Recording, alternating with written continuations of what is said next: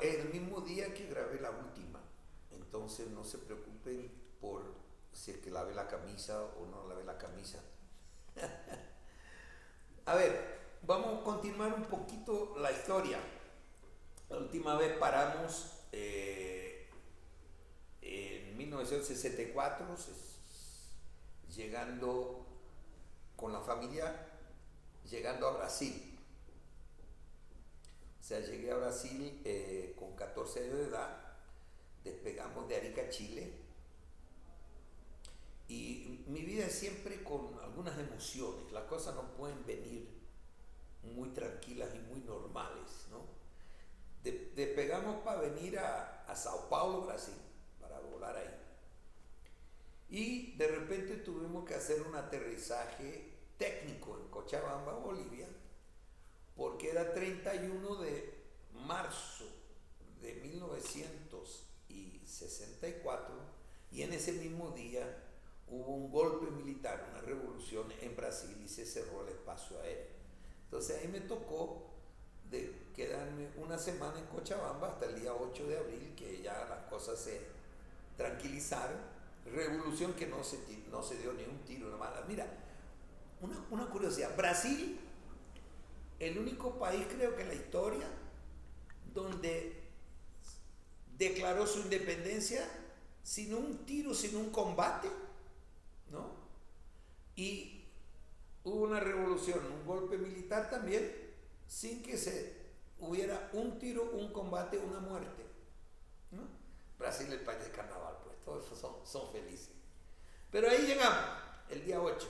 Fue así que conocí un poco más del país donde yo había nacido, que era Bolivia, porque conocía muy poco, yo salí muy joven en esa semana en Cochabamba.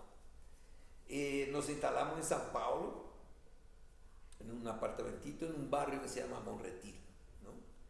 Y ahí mi papá nos puso en un colegio, a mí, a mi hermano. Mi hermana ya había terminado humanidades. Y pues, y mi papá, para variar, como todo buen judío sobreviviente, buscó y hizo un boliche, una tienda de vender ropa en el mismo barrio ese, ¿no? Terminé con eso, yo terminé la primaria, entré en la parte secundaria, que en Brasil es diferente, son 11 años, siendo que son 4 y los 3 últimos. Entonces yo estaba terminando el 8º año, que dicen que en esa época era la formatura de gimnasio, ¿no? Y entrando a los 3 últimos años, donde uno tenía que escoger, ya con esa edad, imagínate, 15 años uno tenía que decir más o menos para dónde quería ir, o exactas o humanas. Entonces se iba para el curso que se llamaba o científico o clásico. O sea, científico iba la gente que iba para ingeniería, para medicina, arquitectura, en fin, todas las ciencias exactas, y obviamente yo fui ahí. En la escuela, como ya les conté que ya desde chico me gustaba el teatro, me torné el director social de la asociación de alumnos. Teníamos una asociación de alumnos, yo era el director social que organizaba eventos, teatros, desfiles de modas, inclusive íbamos a las tiendas de todos los paisanos ahí a buscar ropa para hacer desfiles de modas, y también alquilábamos películas para pasar películas en el anfiteatro de la escuela. Entonces tenía que alquilar la cámara, que eran películas de 16 milímetros de esa época, películas que ya salieron del cine, porque el cine en esa época era más caro, y el cine uno tenía que ir con terno y corbata, y se marcaba, en esa época para ir al cine todavía se tenía que comprar una entrada numerada, tenía un número, una poltrona, ahí no duró mucho, porque algunos años después ya se tornaron rotativos y ya la cosa desandó, pero en ese comienzo yo cogí la época de los cines, de de las grandes películas de 3 horas y media, 4 horas, Los 10 Mandamientos, por ejemplo, Ben-Hur, ¿no? Ya con esos grandes actores, Jules Briner, ¿no? Víctor Mathieu, ¿no? Tal, pues Sofía Loren en los buenos tiempos, ¿ya?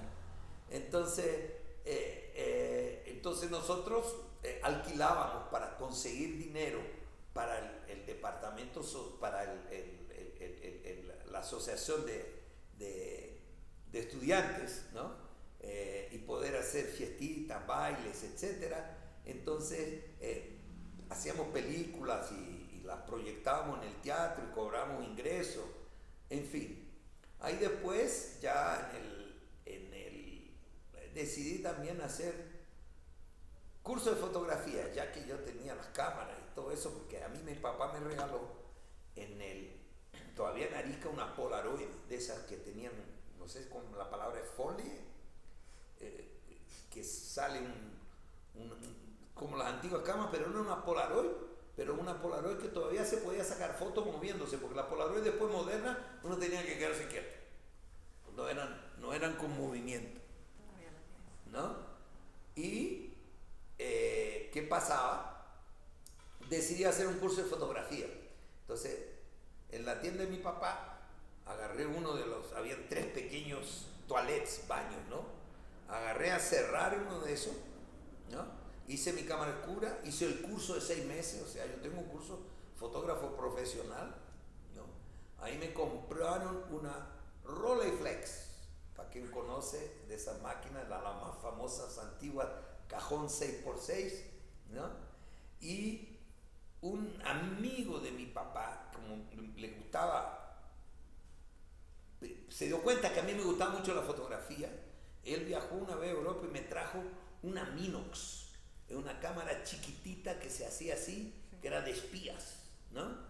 Ese señor me regaló la maquinita esa, eran muchos amigos de la familia, que al final, después de 10 años más tarde, me casé hasta con su hija. Pero no fue con el problema de la maquinita.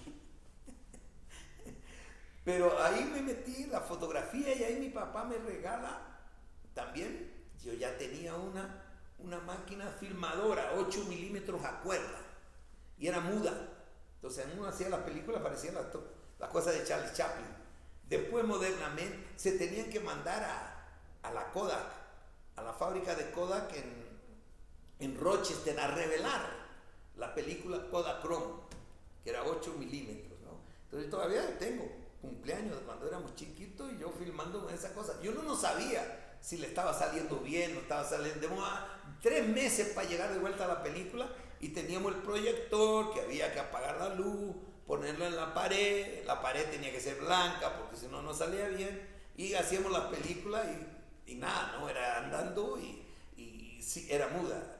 Después yo descubrí ya en los años 70 un laboratorio que le ponía una cinta magnética y yo me puse a grabar algunas cosas relatando lo que estaba pasando y ponerle una música.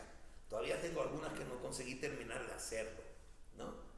Y eso me llevó al el segundo año científico, que ahí también ya comencé a dar clases particulares porque como quería ir a las discotecas, etcétera, a mí no me faltaba nada. Mi papá obviamente era, como en ese entonces no éramos de muchos recursos, pero teníamos educación, salud, ropa y comida. Pero si queríamos más alguna cosa, no es que tenía esta vergüenza pedirle, porque sabía que no tenía. Entonces tocaba ir a comenzar a buscar. Entonces comencé a buscar algunas cosas para hacer y comencé a dar clases particulares. Hasta la próxima.